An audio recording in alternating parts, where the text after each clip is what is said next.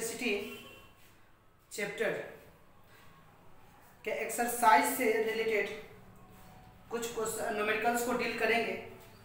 तो सभी स्टूडेंट्स के पास एनसीईआरटी का बुक होगा, उससे आप न्यूमेरिकल को पढ़ सकते हैं। हम यहाँ पर बता रहे हैं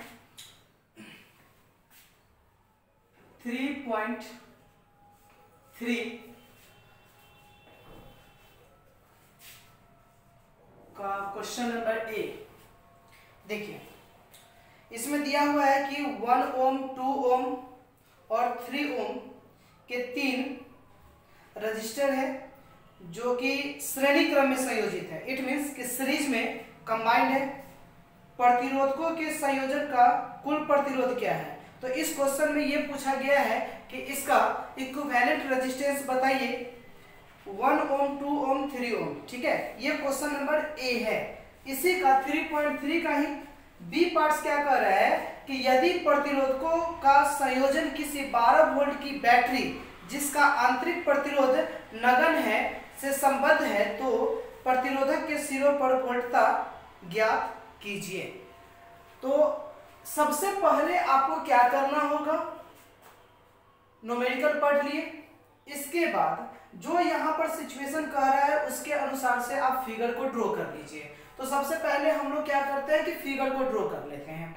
तो आप देख लीजिए यहाँ पर 1 ओम 2 ओम और 3 ओम के 3 प्रतिरोधक है। ठीक है, और वह सीरीज में कंबाइंड है। तो हम क्या करेंगे, यहां से 3 रजिस्टर लेंगे। तीनों का रेजिस्टेंस दिया गया है आपको यहां से। और इसके बाद बी नंबर पार्ट में क्या है कि इसको बैटरी से भी 12 वोल्ट की बैटरी से इसको कनेक्ट कर दिया गया है। ठीक है, तो हम यहां से क्या करेंगे कि एक बैटरी ले लेंगे जिसका पोटेंशियल डिफरेंस भी कितना हो जाएगा, तो 12 वोल्ट हो जाएगा। ये प्लस है, ये माइनस है, यहां से करंट आई फ्लो होगा। ठीक है, अब क्वेश्चन में क्या निकालने के लिए कह रहा है, तो ए में कह रहा है कि कुल प्रतिरोध यानी कि आपको इक्विवेलेंट रेजिस्टेंस कैलकुलेट करना है ए पार्ट्स में, और बी पार्ट्स में क्या कह रहा है कि प्रत्येक प्रतिरोधक के सिरों पर विभवांतर का मान कितना होगा ये आपको कैलकुलेट करना है, यानी कि वोल्टता कितना होगा ये कैलकुलेट करना है। ठीक है, तो यहां से हम ले लेते हैं कि यह R1 है, R1 बराबर 1 ओम।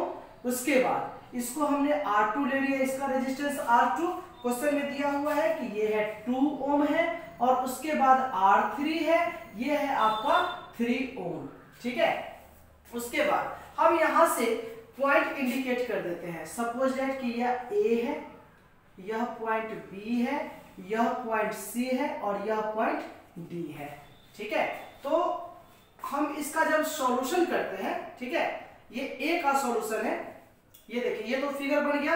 अब A का अगर हम सॉल्यूशन निकालने जाए तो हम लिख सकते हैं कि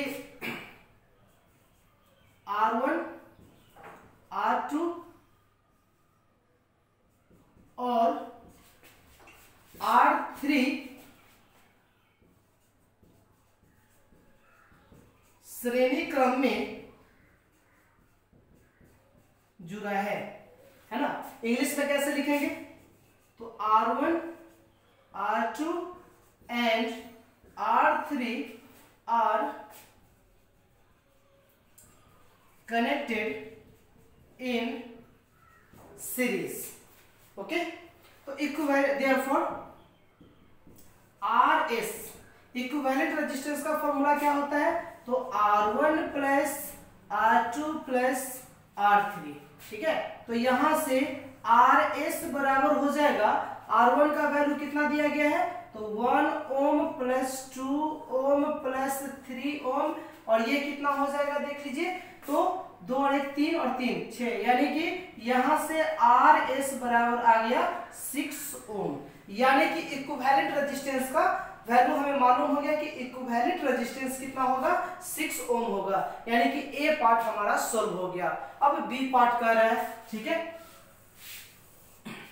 तो बी पार्ट देखिए, तो यहां से क्वेश्चन में यही पूछा गया है कि ए पार्ट में तो इतना ही है, बी पार्ट में बी पार्ट्स में यहां से पूछा गया है कि प्रत्येक प्रतिरोधकों के सिरों पर वोल्टता ज्ञात कीजिए, यानी कि पोटेंशियल डिफरेंस निकालना है VAB।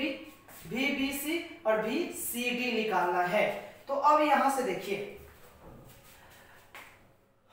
सिंस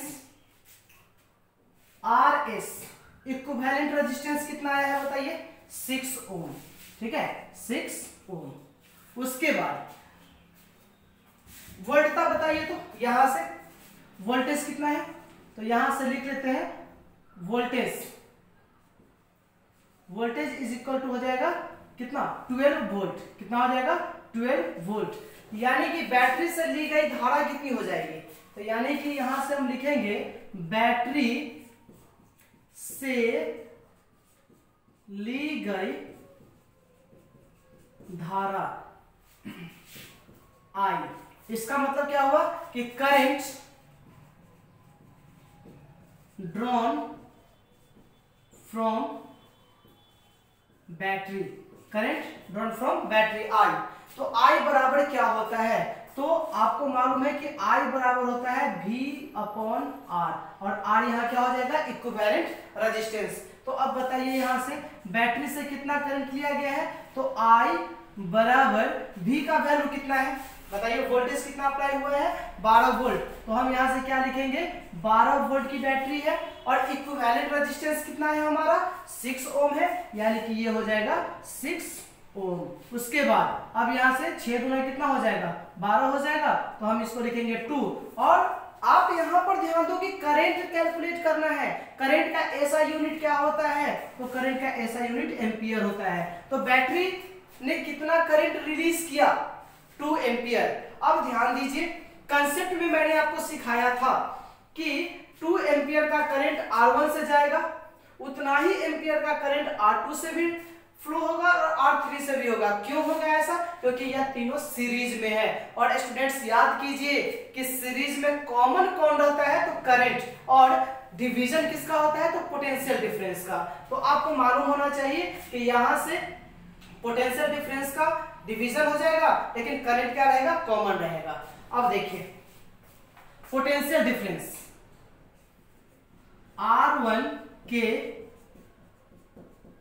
सिरों पर आरोपित विभवांतर, ठीक है, यानी कि potential difference applied, potential difference applied across R1। देखिए R1 के अक्रॉस पोटेंशियल डिफरेंस कितना अप्लाई हुआ है, तो यहां से हमको V1 निकालना है। तो V1 बराबर, V बराबर क्या होता है, I इंटू R, ठीक है। तो V बराबर होता है I into R।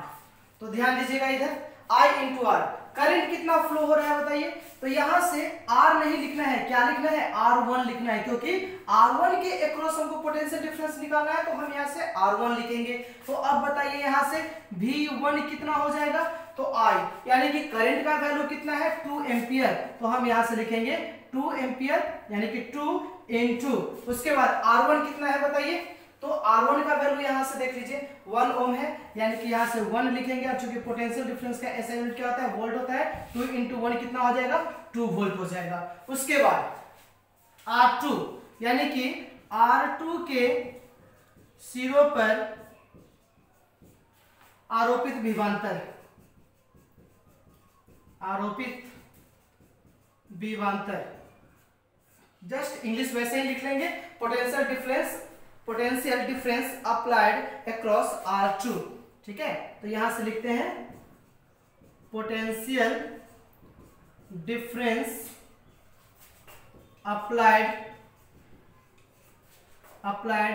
Across R2।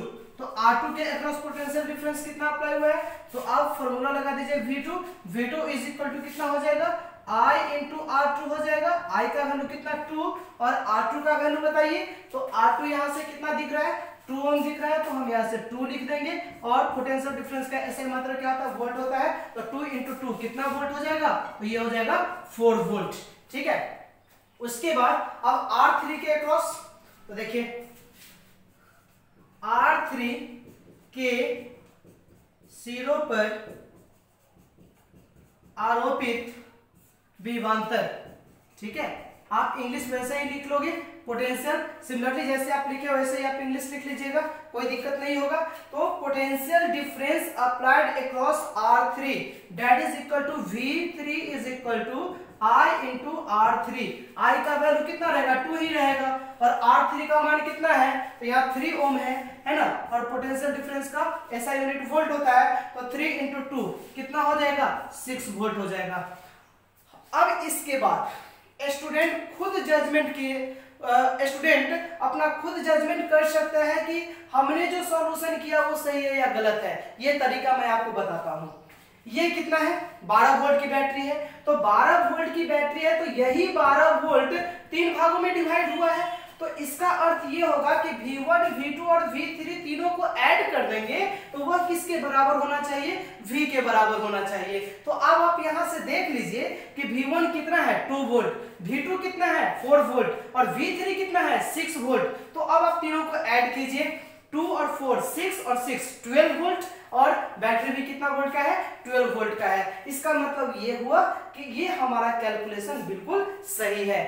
अगर V1 plus V2 plus V3 V के बराबर नहीं होता तो इसका अर्थ ये हुआ कि कैलकुलेशन में कहीं ना कहीं कोई एरर होगा। तो इस क्वेश्चन को समझने में कोई परेशानी नहीं, उम्मीद है सबको समझ में आ रहा होगा। तो ये है हमारा सीरीज कॉम्बिनेशन। कौन सा कॉम्बिनेशन है, सीरीज कॉम्बिनेशन।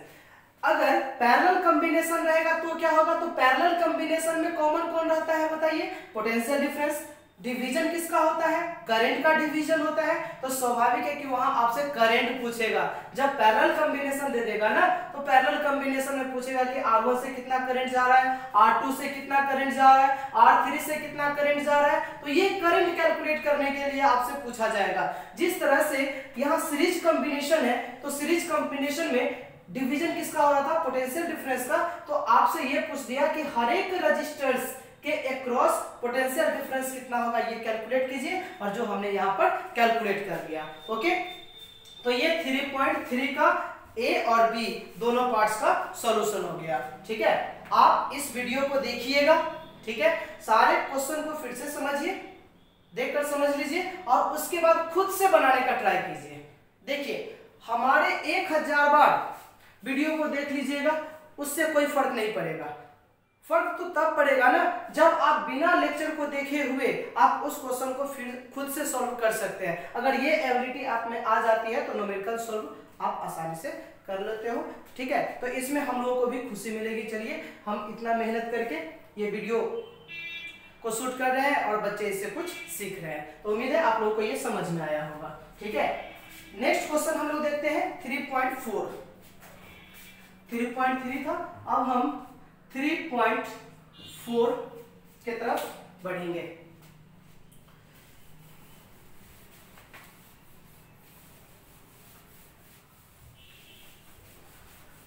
अभी जो भी न्यूमेरिकल हम लोग डील करेंगे, तो अभी तक के वीडियो में हम लोगों ने जो कुछ भी सीखा है, जो भी कंसेप्ट अभी तक हम लोग सीखे हैं, उस कंसेप्ट से रिलेटेड न्यूमेरिकल ही हम लोग डील करेंगे। जैसे जैसे हम लोगों का कंसेप्ट आगे बढ़ते जाएगा, वैसे वैसे न्यूमेरिकल्स हम लोग डील करेंगे। क्योंकि फिजिक्स में मजा तो तब आता है जब आपके पास ये एबिलिटी होनी चाहिए कि आप न्यूमेरिकल को डील कर सकते हैं। ठीक है, 3.4 को देखते हैं। इसमें ए और बी दो पार्ट्स है, लेकिन हम एक कंबाइंड फिगर बना लेते हैं कि क्या कहता है ये। 2 ओम, 4 ओम और 5 ओम के 3 प्रतिरोधक पार्श्व क्रम में संयोजित है। इट मींस कि पैरेलल में कंबाइंड है, पैरेलल कॉम्बिनेशन है। ठीक है, तो संयोजन का कुल प्रतिरोध क्या होगा, यानी कि आपको फिर यहां निकालना है कि इक्विवेलेंट रेजिस्टेंस क्या होगा।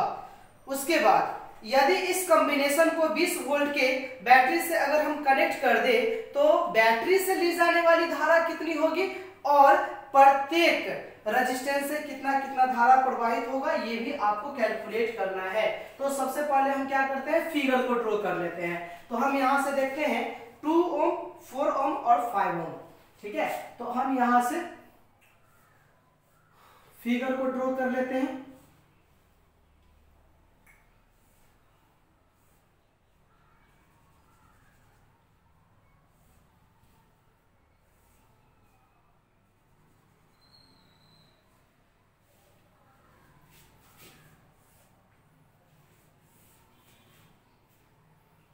1 ओम है, इसको 1 ओम ले लेते हैं। ये हमारा 4 ओम हो जाएगा, 4 ओम, और ये हो जाएगा हमारा 5 ओम, 5 ओम। ठीक है, और इसको हमने एक 12 वोल्ट के 20 वोल्ट के बैटरी से भी हमने इसको कनेक्ट कर दिया है। ठीक है, 20 वोल्ट है, ये प्लस है, ये माइनस है। अब देखिए यहाँ पे हम इसको ले लेते हैं, 1 ओम R1 के बराबर है, 4 ओम R2 के बराबर है, 5 ओम R3 के बराबर है ना। here R1 is equal to 1 ohm, R2 is equal to 4 ohm, R3 is equal to 5 ohm। Okay, potential difference है ना, वोल्टेज ऑफ बैटरी, यानी कि बैटरी का वोल्टेज कितना है, तो यहां से 20 वोल्ट की बैटरी है। ओके, यहां से ये पॉइंट को ए ले लिए, ये पॉइंट को बी ले लिए। ठीक है, तो उसके बाद ए नंबर में इक्विवेलेंट रेजिस्टेंस यानी कि समतुल्य प्रतिरोध, तो समतुल्य प्रतिरोध निकालना है। समतुल्य प्रतिरोध क्या होता है, तो 1/Rp is equal to 1 equivalent resistance. समतुल्य प्रतिरोध को हम लोग क्या कहते हैं, इक्विवेलेंट रेजिस्टेंस। ठीक है, तो इक्विवेलेंट रेजिस्टेंस हम लोग कैलकुलेट कर रहे हैं, तो 1/Rp बराबर 1/R1 plus 1/R2 plus 1/R3। तो ये कितना हो जाएगा, कैलकुलेट कीजिए, 1/Rp that is equal to 1/1 plus 1/4 plus 1/ ये कितना हो जाएगा 5 है ना, और ये सब के साथ इसका यूनिट क्या हो जाएगा, ओम हो जाएगा। ठीक है, तो ये सब का एलसीएम ले लीजिए, तो एलसीएम ले लीजिएगा तो ये कितना हो जाएगा, तो 1/Rp that is equal to ये हो जाएगा 20 ओम। तो ये हो जाएगा कितना,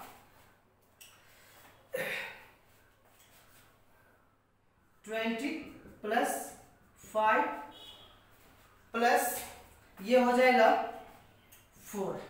ठीक है, तो ये हमारा वैल्यू निकल के आ गया सामने, ये हो जाएगा 29 और बटा में ये कितना हो जाएगा, तो ये हो जाएगा बटा में 20 ओम। ठीक है, इसके बाद अब आप देखिए, आप इसको सीधा कीजिएगा तो ये कितना हो जाएगा Rp, इसको अगर इंटरचेंज करेंगे तो ये भी क्या हो जाएगा, ये भी इंटरचेंज हो जाएगा, यानी कि 20 ओम बटा 29। ठीक है, तो यहां तक आपको समझने में कोई दिक्कत नहीं। इसके बाद Rp निकल गया, यानी कि इक्विवेलेंट रेजिस्टेंस, इस सर्किट का इक्विवेलेंट रेजिस्टेंस हमें कैलकुलेट हो गया। नेक्स्ट हमको क्या करना है कि इसका बी पार्ट देखना है ना, कि बैटरी से ली गई धारा कितनी होगी। तो बैटरी से ली गई धारा, तो यहां से लिखते हैं बैटरी से ली गई धारा, यानी कि करंट ड्रॉन फ्रॉम बैटरी। तो करंट ड्रॉन फ्रॉम बैटरी ये कितना हो जाएगा, देख लीजिए यहां से, तो I बराबर क्या होता है, तो V अपॉन Rp।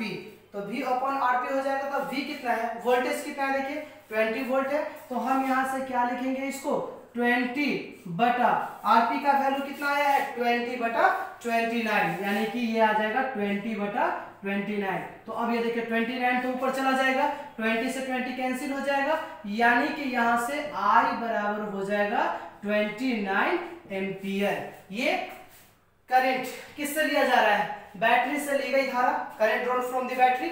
उसके बाद अब हमें क्या करना है कि इससे देखिए, इससे कितना करंट पास हो रहा है, I1, इससे I2 और इससे I3, और यहां से ये कितना करंट जा रहा है, I।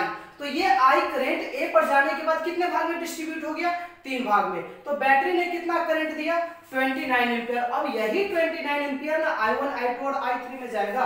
तो अब ये देखिए, यानी कि R1 से प्रवाहित धारा, ठीक है। तो R1 से प्रवाहित धारा ये कितनी हो जाएगी बताइए। तो यहां से हम लोग क्या लिखेंगे वो देख लेते हैं। तो यहां से धारा यानी कि I1 बराबर कितना हो जाएगा। तो I1 बराबर हो जाएगा V अपॉन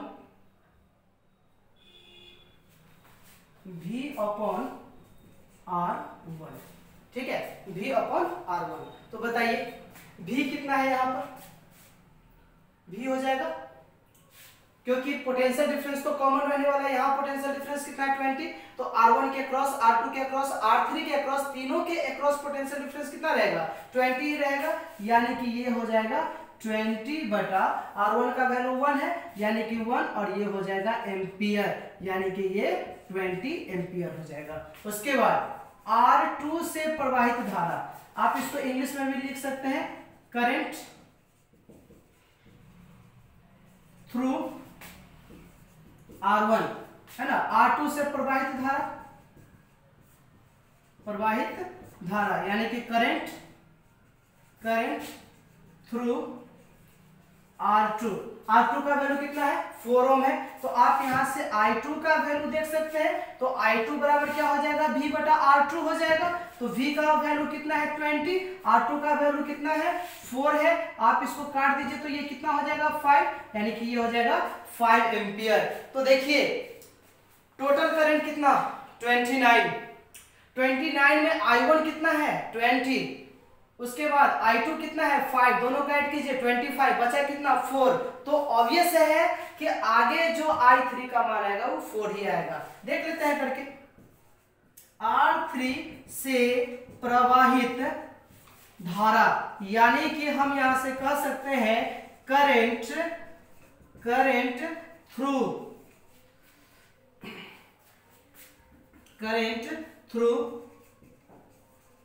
R3। तो करंट थ्रू R3 कितना हो जाएगा। तो I3 is equal to V बटा R3। तो V का वैल्यू कितना हो जाएगा 20, R3 का वैल्यू कितना 5, तो ये कितना हो जाएगा 4 एम्पियर। तो अब यहां से ध्यान दो, I1, I2, I3 को ऐड करो और देखो कि वह I के बराबर आया या नहीं आया। तो 20 एम्पियर, 5 एम्पियर, 4 एम्पियर, यानी कि 5 और 4 9 plus 20 29, that is equal to I। इसका मतलब कि हमारा कैलकुलेशन वो बिल्कुल सही है, इसमें कोई एरर नहीं है। अब देखिए ऐसा क्वेश्चन जब भी आए, मान के चलिए कि अगर A पार्ट्स नहीं रहता, डायरेक्ट B पार्ट्स दे देता और आपसे पूछ देता कि बताइए कि R1, R2 और R3 से कितना करंट फ्लो होगा, ठीक है। तो उस समय आपको क्या करना पड़ेगा कि सर्किट में जितना भी रेजिस्टेंस आपको दिखेगा सबके बदले में पहले इक्विवेलेंट रेजिस्टेंस निकाल लीजिए। इक्विवेलेंट रेजिस्टेंस मालूम हो जाएगा तो करंट मालूम हो जाना चाहिए, और उसके बाद फिर हमारा वो मेन कंसेप्ट आप दिमाग में लाइएगा कि सीरीज में कॉमन रहता है करंट और चेंज करता है पोटेंशियल डिफरेंस। लेकिन जब हम पैरेलल कॉम्बिनेशन की बात करते हैं तो पैरेलल कॉम्बिनेशन में हमारा कॉमन हो जाता है पोटेंशियल डिफरेंस और डिवीजन हो जाता है करंट का। अगर इतनी बात अगर आपके दिमाग में है तो इससे रिलेटेड कोई भी न्यूमेरिकल आप आसानी से सॉल्व कर सकते हैं, ठीक है। कुछ किताब में देखिएगा तो मिक्स कॉम्बिनेशन देगा, सीरीज और पैरेलल दोनों रहेगा, और उसके बाद फिर आपसे पूछ देगा कि आप प्रत्येक रजिस्टर्स के अक्रॉस पोटेंशियल डिफरेंस बताइए और प्रत्येक रजिस्टर से फ्लो होने वाले करंट को बताइए। तो वैसा क्वेश्चन भी रहता है, चलिए देखते हैं।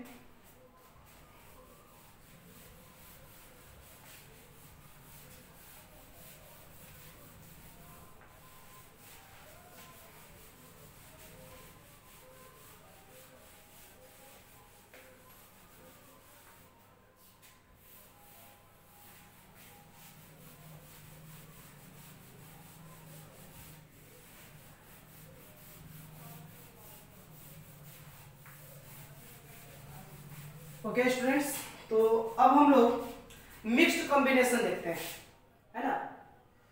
क्वेश्चन है मिक्स्ड कॉम्बिनेशन का, मिक्स्ड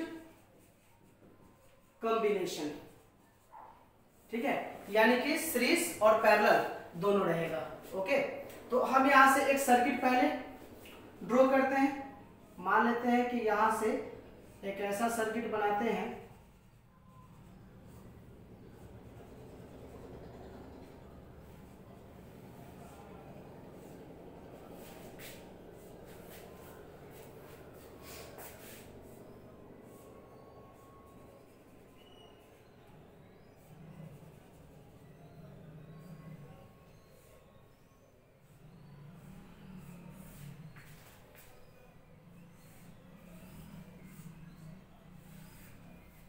ये प्लस है, ये माइनस है, ठीक है।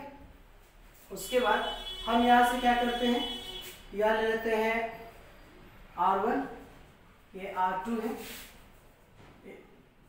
R3 है और ये R4 है, ठीक है।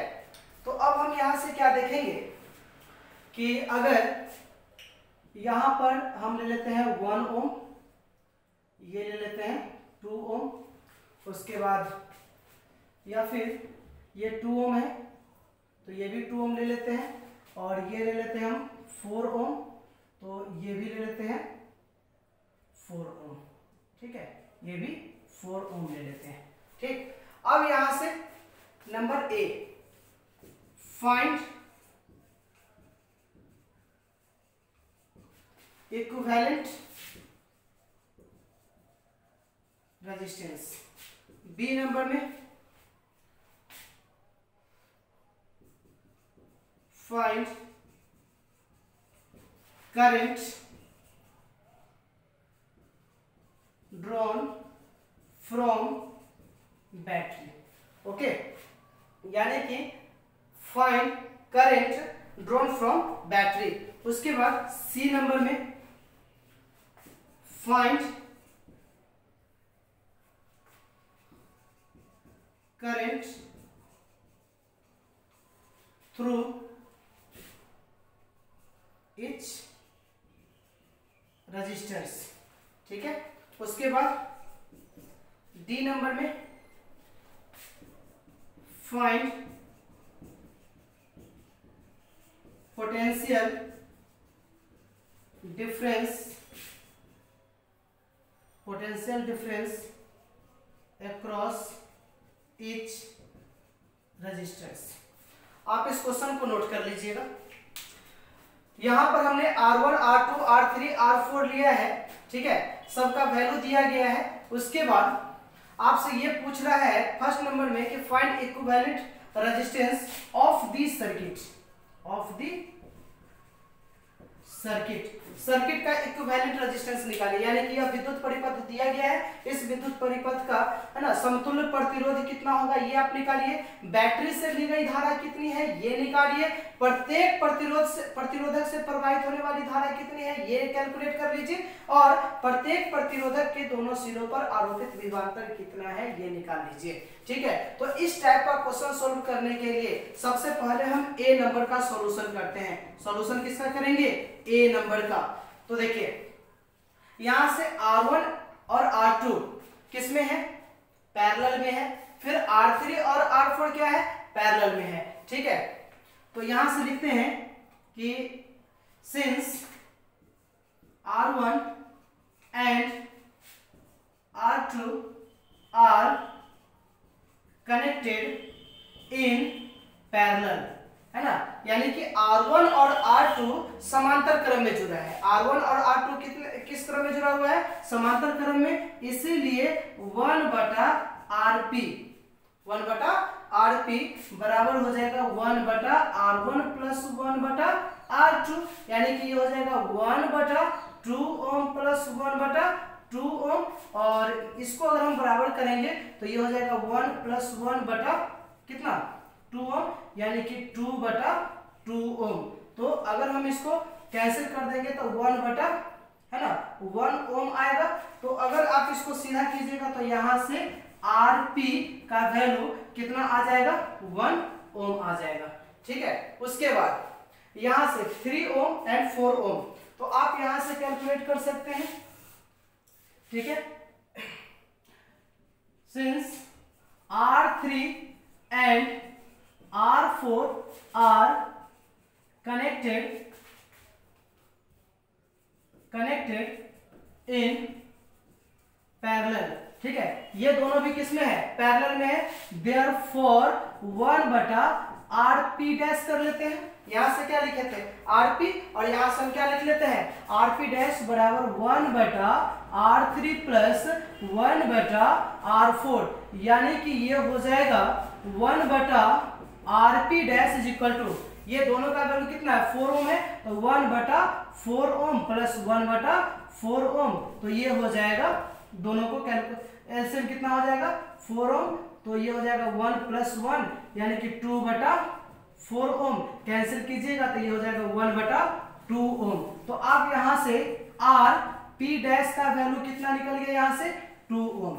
अब ये देखिए, यानी कि इसके बदले में R1 और R2 के बदले में हम इक्विवेलेंट रेजिस्टेंस का प्रयोग कर सकते हैं, कितना, Rp, है ना, Rp कितना 1 ओम, और यह दोनों के बदले में हम कनेक्ट कर सकते हैं कितना, R2। अब इसका एक नया सर्किट कैसा बनेगा, तो एक नया सर्किट देख लीजिए इसका कैसे बनेगा, यहां से ये ऐसे आ जाएगा, ठीक है, उसके बाद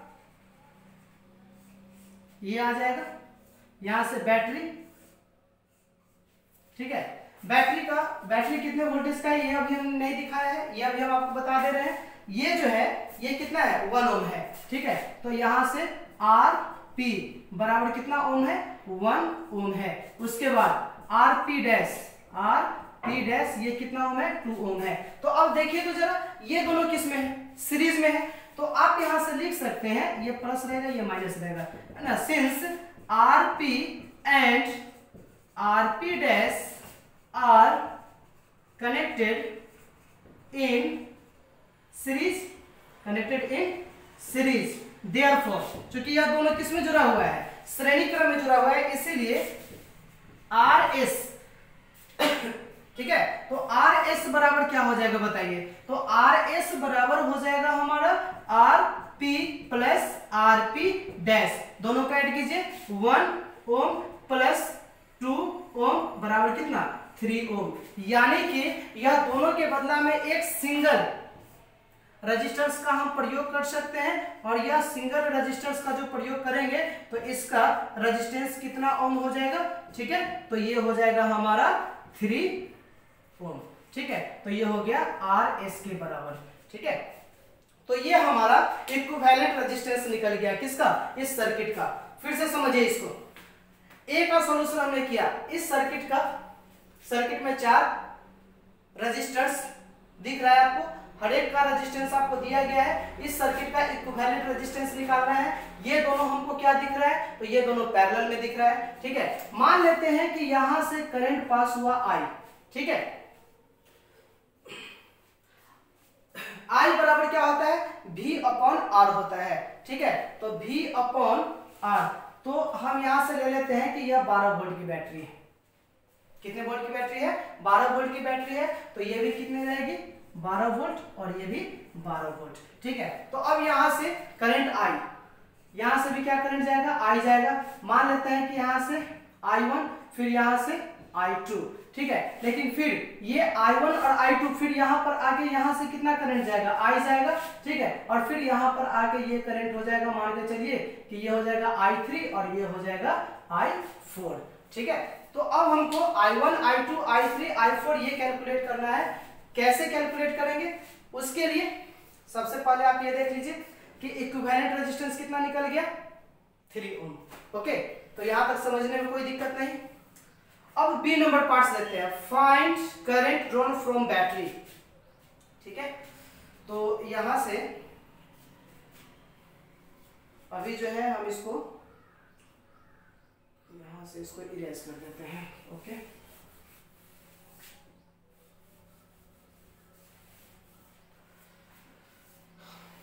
देखिए बी नंबर का सॉल्यूशन हम यहां से किसका देखेंगे, बी नंबर का, ठीक है। तो बी नंबर का सॉल्यूशन निकालने के लिए हमको I चाहिए, तो I बराबर क्या होता है, V/RS, है ना, फाइनल इक्विवेलेंट रेजिस्टेंस पूरे सर्किट का क्या निकला है, 3 ओम, यानी कि यहां से V कितना है, तो 12 वोल्ट बटा यहां पर कितना हो जाएगा, RS कितना हो जाएगा बताइए, 3 ओम हो जाएगा, तो ये कितना हो जाएगा, तो हम इसको लिखेंगे 4 एम्पियर, कितना एम्पियर, 4 एम्पियर, क्योंकि करंट है तो करंट का ये हो जाएगा 4 एम्पियर, यानी कि यहां से करंट कितना जाएगा 4 एम्पियर जाएगा। अब यहां से आप लोग ध्यान दीजिएगा, ये RS जो है वह किसका किसका इक्विवेलेंट रेजिस्टेंस है, तो RP का और RP डैश का। इसका मतलब कि RP से भी कितना करंट फ्लो होगा बताइए, तो RP से भी करंट फ्लो होगा कितना 4 एम्पियर, और RP डैश से भी कितना एम्पियर 4 एम्पियर। ठीक है, तो यानी कि यह दोनों से 4 एम्पियर का करंट फ्लो होगा। ठीक है, तो अब हम लोग यहां से नेक्स्ट देखते हैं। ओके, तो current drawn from the battery,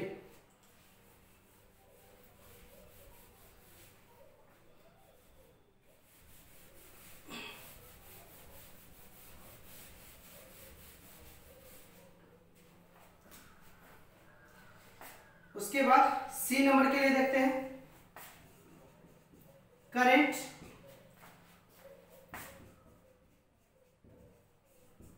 passing through RP and RP dash is equal to 4 ampere. ठीक है, यानी कि current passing through RP and RP dash is equal to कितना 4 एम्पियर, यानी कि RP से भी कितना जाएगा 4 एम्पियर, RP डैश से भी कितना जाएगा 4 एम्पियर जाएगा। पोटेंशियल डिफरेंस अक्रॉस RP निकालिए। ठीक है, तो यहां से हम निकाल सकते हैं पोटेंशियल डिफरेंस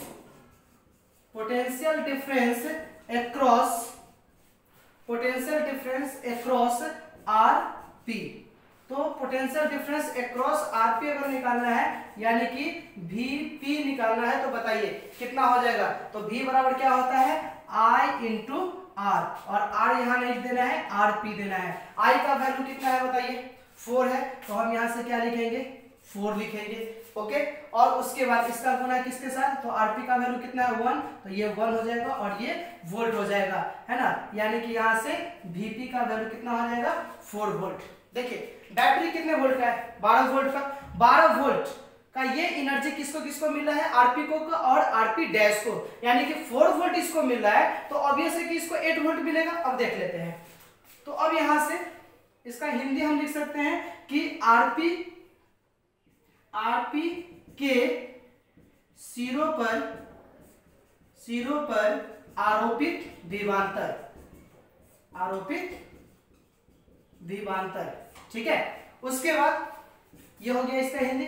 अब हमको क्या निकालना है कि potential difference across RP dash, तो अब हम यहां से निकाल सकते हैं पोटेंशियल डिफरेंस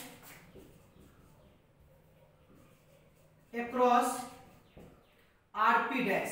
ठीक है, तो यहां से क्या हो जाएगा VP डैश, तो VP डैश बराबर क्या हो जाएगा I इंटू RP डैश। तो अब बताइए I कितना, तो इससे भी कितना करंट पास हो रहा है वो हम ऑलरेडी बता चुके हैं कि current passing through RP and RP dash is equal to कितना 4 एम्पियर। तो यहां से आपको कितना देना है, तो यहां से आपको देना है 4 एम्पियर, और उसके बाद RP डैश का वैल्यू कितना है 2 ओम, यानी कि 2, और यह क्या हो जाएगा वोल्ट में, यानी कि 8 वोल्ट। ठीक है, तो अब ये देखिए यहां पर पोटेंशियल कितना, तो यहां पर पोटेंशियल हो गया कितना 4 वोल्ट। ठीक है, यहां पर 8 वोल्ट, दोनों को ऐड कीजिए, टोटल कितना 12 वोल्ट हो गया। इसके बाद यह RP अकेला है या किसी का कॉम्बिनेशन है, तो यह RP कॉम्बिनेशन है ना, तो यह RP जो है इक्विवेलेंट रेजिस्टेंस है किसका, तो RP जो है इक्विवेलेंट रेजिस्टेंस है R1 और R2 का।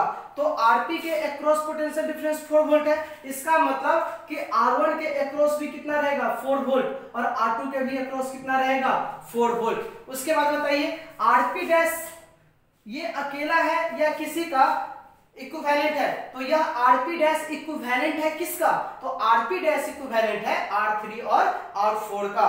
तो ये दोनों किस क्रम में है बताइए, पैरेलल में है। तो ये पैरेलल में है, तो पैरेलल में क्या चेंज नहीं होता है, तो पैरेलल में पोटेंशियल डिफरेंस चेंज नहीं होता है। तो यहाँ अगर 8 वोल्ट है तो यहाँ पर भी 8 वोल्ट रहेगा और यहाँ पर भी 8 वोल्ट रहेगा। तो अब देखो यहाँ पर आपको R1 पता है, V पता है, ठीक है, यानी कि V पता है तो हम इसको लिख सकते हैं कि ये V1 है, यह V2 है, ठीक है। तो यह कर दो V1 और यह कर दो कितना V2। उसके बाद यह कर दो क्या V3 और यह कर दो कितना V4, ठीक है। तो उसके बाद करंट थ्रू R1 निकाल सकते हैं, करंट थ्रू R2 निकाल सकते हैं, करंट थ्रू R3 और करंट थ्रू R4, ये आप कैलकुलेट कर सकते हैं। अब यहां से ध्यान दीजिए, जो करंट निकालेंगे वो हमारा सही होगा या गलत होगा। तो बैटरी ने टोटल कितना करंट रिलीज किया था, ये ध्यान दीजिए, बैटरी ने टोटल रिलीज किया था 4 ओम का करंट। इसका मतलब कि सभी current I1, I2, I3, I4 ये सबको अगर ऐड कीजिएगा तो फिर कितना आएगा 4 एम्पियर ही आएगा। तो देख लेते हैं। अब यहां से नेक्स्ट हम लोग देख लेते हैं current D number, current through R1, ठीक है। तो करंट थ्रू R1 तो ये कितना हो जाएगा I, तो I बराबर क्या होता है V/R1, ठीक है। तो यानी कि V1/R1। तो बताइए V1 का वैल्यू कितना है, तो V1 का वैल्यू है 4, ठीक है। तो ये हो जाएगा 4 और बटा R1 का वैल्यू कितना है 2 है, तो ये 2 हो जाएगा। तो ये दोनों का और ये एम्पियर में आ जाएगा, यानी कि ये हो जाएगा कितना 2 एम्पियर। उसके बाद करंट थ्रू R2 ये हो जाएगा I2, ये भी हो जाएगा V2/R2, यानी कि V2 का वैल्यू कितना है बताइए, ये भी है 4 और ये बटा 2 एम्पियर, यानी कि ये भी कितना 2 एम्पियर। बताइए यह I करंट I1 और I2 में डिवाइड हो गया, I कितना था 4 एम्पियर, यह दोनों बट गया कितना एम्पियर 2 एम्पियर 2 एम्पियर, तो दोनों को ऐड कीजिए तो फिर कितना हो जाएगा 4 एम्पियर। अब यह 4 एम्पियर फिर यहाँ पर आके तो I ही हो जाएगा ना यहाँ पर आके I हो जाएगा, और I हो जाएगा तो फिर यहाँ पर जाने के बाद I3 और I4 हो जाएगा। तो अब ये देखते हैं, हम लिखते हैं करंट थ्रू R3, ठीक है। तो ये हो जाएगा I3 बराबर V3/R3, है ना। तो V3 का वैल्यू कितना है 8 है, तो ये हो जाएगा 8। उसके बाद 8 वोल्ट या फिर 8 लिख दीजिए और ऊपर में लिख दीजिए, नीचे में लिख दीजिए कितना 4 एम्पियर, यानी कि ये भी कितना 2 एम्पियर, ठीक है। और उसके बाद फिर यहां से लिखेंगे करंट थ्रू R4, ये हो जाएगा I4 that is equal to V4/R4, यानी कि ये हो जाएगा 8/4 एम्पियर बराबर 2 एम्पियर।